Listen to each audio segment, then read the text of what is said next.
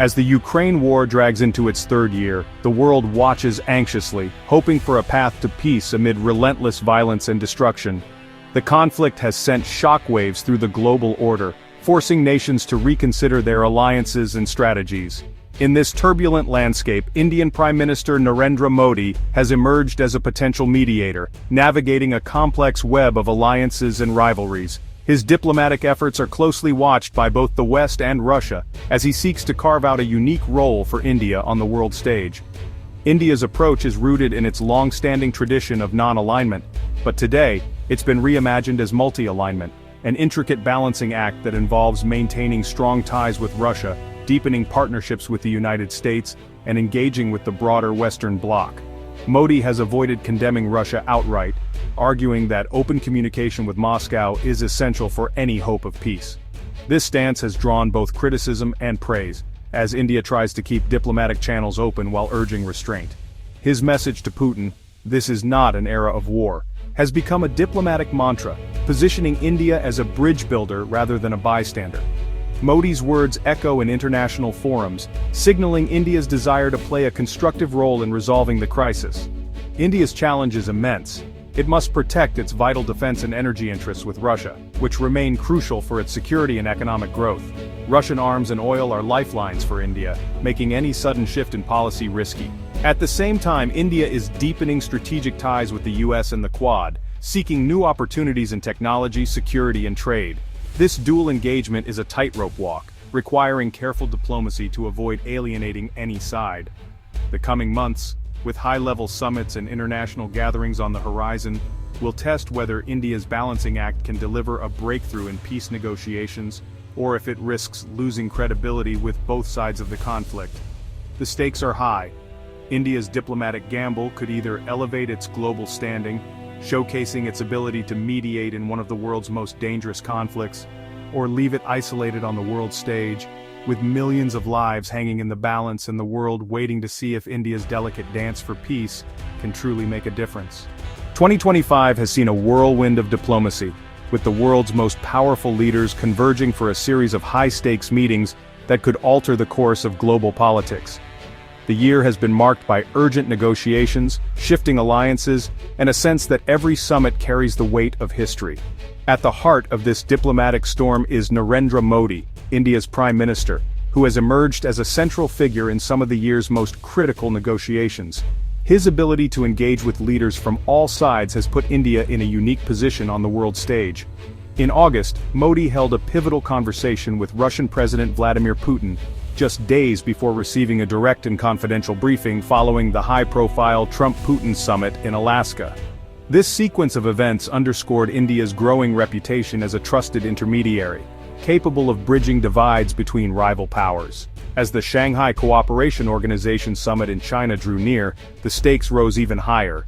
Ukraine's President Volodymyr Zelensky reached out to Modi in a direct appeal, urging him to use his influence with Putin to push for a ceasefire and open the door to peace talks. Modi agreed to carry Zelensky's message, stepping into the role of messenger at a pivotal moment. This move highlighted not only his diplomatic agility but also the trust placed in him by leaders on both sides of the conflict. The SCO summit marked Modi's first visit to China in 7 years, a significant gesture in itself. There he held bilateral talks with President Xi Jinping addressing regional tensions and sat down for a crucial face-to-face meeting with Putin, with the world's attention fixed on every word exchanged. As Russian attacks in Ukraine intensified, international journalists and analysts watched closely, speculating whether Modi's rapport with Putin could help de-escalate the conflict. The pressure on India to deliver results has never been higher. Looking ahead, Putin is set to visit India in December, while former President Trump's decision to skip the upcoming Quad summit adds another layer of complexity. India's diplomatic balancing act is being tested on multiple fronts, with every move scrutinized by the global community. As 2025 unfolds, Modi's central role in these high-stakes meetings could shape not only the trajectory of the war in Ukraine, but also redefine India's place in the evolving world order, cementing its status as a key player in global diplomacy. Despite India's peacemaker image, Washington accuses it of fueling the war by buying discounted Russian oil. Trump's advisors have even dubbed the conflict Modi's war, arguing that India's purchases give Moscow the cash to keep fighting. The US claims that by stepping in after Western sanctions, India has undermined efforts to isolate Russia and allowed it to profit from global energy sales. American frustration has led to doubled tariffs on Indian goods, escalating trade tensions. Critics say India's economic gains come at the expense of Ukrainian lives and Western security. The US argues that true neutrality would mean joining the sanctions regime, not profiting from it. India's balancing act is seen by some in Washington as hypocrisy, talking peace while funding the Kremlin's war machine. The Modi's war label, though provocative, reflects real anger in parts of the US government. India counters US criticism by arguing its oil purchases have actually helped stabilize global markets, rather than sabotaging them as some have claimed.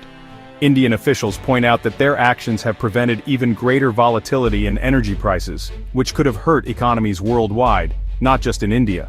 Without India and China stepping in to absorb Russian crude, oil prices could have soared to unprecedented levels, potentially triggering a global crisis.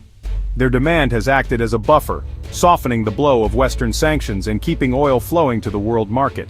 This, in turn, has helped prevent fuel shortages and inflation spikes in many countries.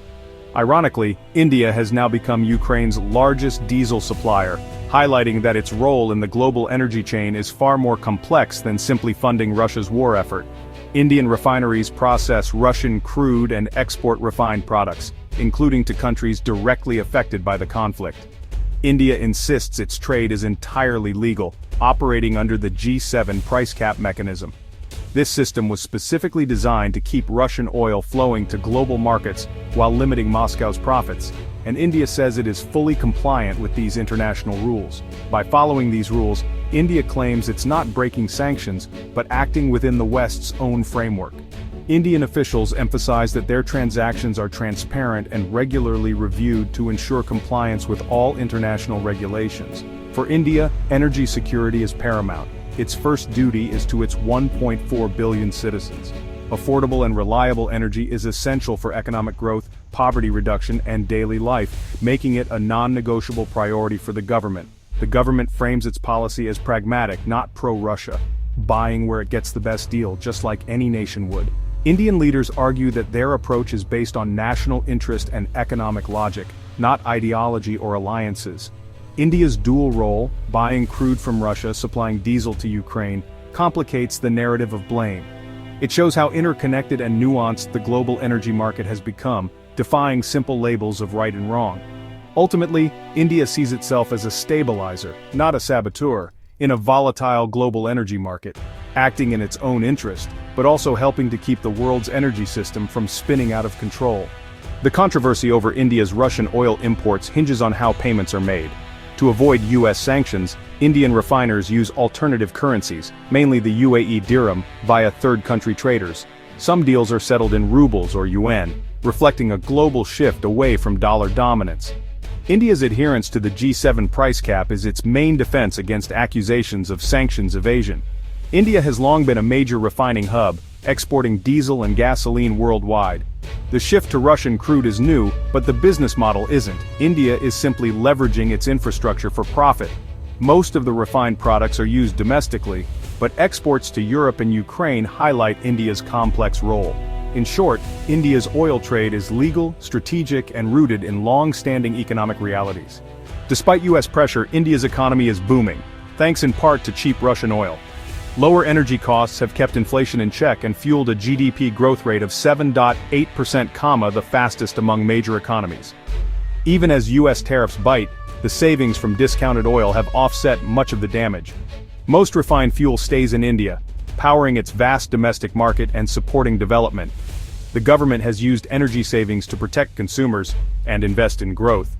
Exports of refined products add to India's earnings, but domestic benefits are the main story. India's oil strategy is about economic resilience, insulating itself from global shocks while maintaining growth. This approach has made India a model for balancing national interest with global volatility. The result? India remains the world's fastest-growing major economy, even amid geopolitical storms. The oil dispute has strained US-India ties, with tariffs and tough rhetoric threatening years of partnership. Yet, defense cooperation remains strong. Joint projects like GE jet engines and drone deals continue. Both nations recognize the need to work together, especially to counter China in the Indo-Pacific. India has also increased US oil imports, narrowing the trade gap and signaling flexibility. Still, Trump's expected absence from the Quad summit is a symbolic blow, highlighting ongoing tensions. The future depends on both sides compartmentalizing, pursuing shared security goals while managing economic disputes. The relationship is too important to abandon, but it will require careful diplomacy to survive this test. Whether India and the US can find common ground will shape the balance of power in Asia. India's middle path offers both promise and peril. Modi's unique ties to Moscow, Kyiv, and Washington make him a rare potential broker for peace. If he can leverage these relationships to secure a ceasefire, India's global standing will soar. But US accusations of fueling the war threaten India's credibility as a neutral mediator. For the global South, India's pragmatism is admirable. For the West, it's often seen as betrayal. The world will judge India by results. Can it deliver peace, or will it be seen as playing both sides? Modi's diplomatic gamble could cement India's status as a global power, or leave it isolated if the war drags on. The tightrope is narrow, and the stakes, peace or further conflict, could define India's legacy.